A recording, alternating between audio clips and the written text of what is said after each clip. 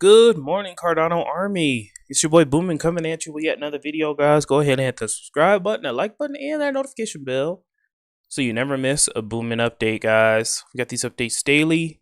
You don't want to miss them. I got my hot tea and honey locked and loaded, ready to go. Let's get this show started. If you guys watched my previous Vechain video, you guys know that I was fired up because apparently Americans have a negative view of crypto when just a year ago they were singing crypto's praises, saying how they had diamond hands and they'll never sell and all that garbage. Guys, please, if you could take one thing from this channel, don't listen to what people say, follow what they do. Okay? And remember that when times get tough, it'll really show you the hearts of men. All right, I think Warren Buffett says, when the tide comes in and the tide goes back out, it'll show you who's swimming naked. All right, so all these people last year, just 1 year ago, talking about diamond hands, this, I'll never sell. Oh, Boomin, I'm going to still watch your videos in the bear market. They're all gone. Gone. Poof. Never to be seen, never to be heard from again until Bitcoin goes back up. Then they'll be back. Then they'll be talking about diamond hands. Then they'll be talking about I'm never selling this, that, and whatever. Now, back to the Cardano news, guys. Cardano stablecoin JED has launched on the testnet with Vassal compatibility and new upgrades. This is what is important, all right? Not the price, not the normies that come and go. This is what's important. Who's building these blockchains so that we can actually create the truly decentralized financial ecosystem of the world? Okay? Not any of that other garbage. Let's take a look here. Here's what Cody posted. We're happy to share the public testnet version 1.1.1 of JED has been reactivated with new capabilities such as Vassal hard fork compatibility, activity history, and more. You can test it using TADA here. So test data jed.xyz. This is pretty awesome, guys. Per the company Medium blog post, besides being Vassal compatible, it has added new features such as Nami wallet integration. For example, users can now display the logos of Shin and JED and the name of both tokens Cody revealed. In addition, the wallet now supports divisible units for Shin and JED. That's pretty cool. Furthermore, the testnet will allow users their previous transactions. Notably, Cody has disclosed that there will be regular maintenance activities on the testnet, which the first one will be set for tomorrow. For context, JED is an over-collateralized algorithmic stablecoin issued by Cody, a fintech payments company, to run the Cardano chain. The Cardano network, amongst other things, has proposed to dominate fees on the network in JED. JED will maintain its peg to the US dollar by maintaining a reserve ratio of 400 to 800% with Shin, as recently reported. However, to mint JED, users will have to provide ADA in exchange. Consequently, users burn JED by swapping it for ADA. So this is pretty awesome, guys. Can't wait for the mainnet release coming shortly in a few short months. Should bring some more functionality, some more yield opportunities to Cardano from the JED ecosystem. Let's go ahead and move on, guys. Thank you to OneCom, ticker symbol 1COMM. Please consider delegating your crypto to OneCom. We need to support small stake pool operators out there. It's important we do so. And to support the decentralization of the Cardano ecosystem, guys, it's important. All right, so OneCom, ticker symbol 1COMM, delegate your crypto to them now. Support small stake pool operators on Cardano. All right, guys, so this is pretty cool. Gimbal Labs, we talked about them like so long ago. It's been a while. They announced a launch of a new dApp on Cardano. So let's take a look at what this is. The Gimbal Project Treasury plus escrow platform will allow builders to coordinate work as it bolsters project developments.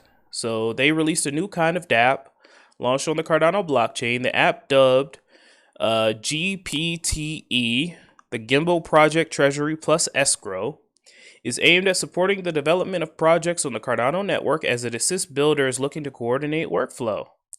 The GPTE project comprises of 2 Plutus smart contracts. As it introduced the DApp, according to Gimbal Labs, GPTE contains a Treasury smart contract and an Escrow smart contract, each supporting a unique feature for the application.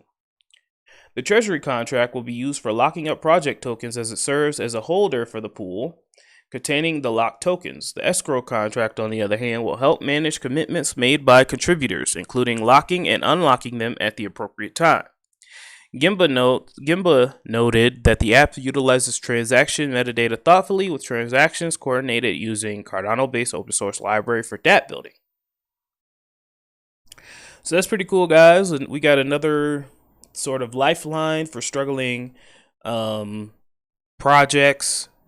If you are a struggling project, just hold on, guys. Just hold on. If you could keep operations going just for a few more short years, we can make it out in the end. All right, guys. So keep your eye out on that. Gimbal Labs has included GPTE on its ongoing Plutus-based project learning Summer 2022 course. Consequently, interested parties can enroll in the course and acquire useful information on GPTE. Course materials will include tuition on Cardano GraphQL, Mesh, and Plutus fundamentals. Following the conclusion of the course, Gimbal Labs has promised a contributor token for all its successful students, which gives them access to GPTE and an opportunity to become Cardano builders. With this, interested parties can contribute to GPTE. All right, guys, so let's go ahead and move on. Finally, we got Meusliswap. So this is interesting here. Meusliswap has come up with something called organic APR. Introducing organic APR in one sentence. The more people that contribute to a pool, the higher the APR. Interesting. Why do we need it? How does this work? Check out the thread for more info. So let's dive into this, guys. So traditional yield farming works like this. The desk interested in farming fixes an emission schedule for yield farming tokens. Participants of the yield farming obtain a share of in the emitted tokens proportional to their share in the stake liquidity. There's a huge problem. Users that want to provide liquidity to earn rewards, but liquidity providers means earning a smaller part of the emission. Consequently, there's no incentive to spread the word and onboard more users. They will only reduce the APR for early adopters. But why should we want more providers? More providers brings liquidity. More liquidity attracts volume. More volume brings sustainable APR through LP fees. We want to overcome this with a simple formula. This makes that more liquidity will trigger higher yield farming rewards and thus more overall APR for all participants. We worked out a formula that will scale with the token emission and the provided liquidity. The formula is capped at a target liquidity that is desired to ensure smooth trading. Some examples: 500K ADA TVL, 7.3 APR, 1 million ADA TVL, 14, 2.5 million, 36, and 5 million, 73 APR. And we can see here's the breakdown there. What do you guys think? I don't know. It doesn't sound sustainable, in my humble opinion, but I'm not a rocket surgeon or anything like that. So what do you guys think down below? I mean, does it seem like it's sustainable? Does it seem like it will, I don't know. It's tough. It's definitely tough. So let's see what a breakdown of this looks like. We can see here. Okay. So if you put in 10,000 ADA or something, or if you put in if the total TVL is 5 million, this is just an example. The emission is 10,000. That's a 73% APR.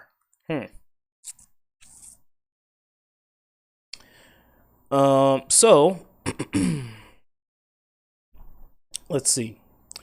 What does the additional yield come from? What form does the emission have?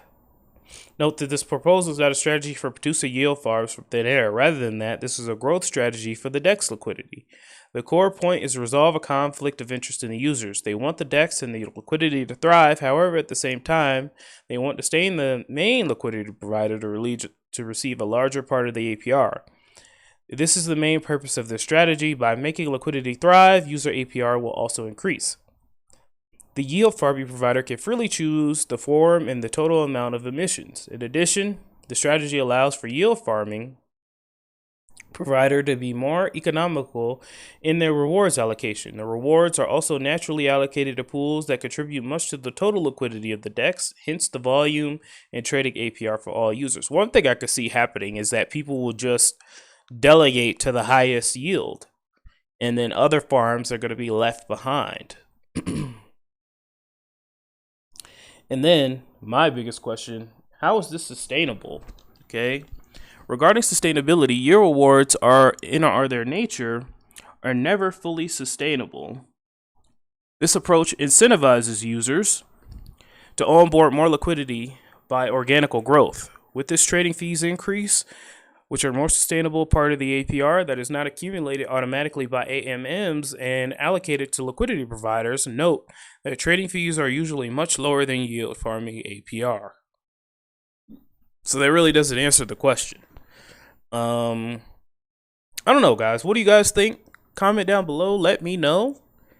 It'd be definitely interesting to hear what you guys got to say about this, but I think that this is pretty cool. Wonder how it's going to work out in the future, though. All right, guys. Well, I love y'all so much. I got to run. Don't let your memes be dreams. I'll talk to you guys tomorrow with the Vechain and Cardano updates. And remember, if you do what average people do, you're going to get average results, guys. It's as simple as that. Talk to you later. Thank you for tuning in and watching daily Vechain and Cardano videos on Satoshi Boomin channel.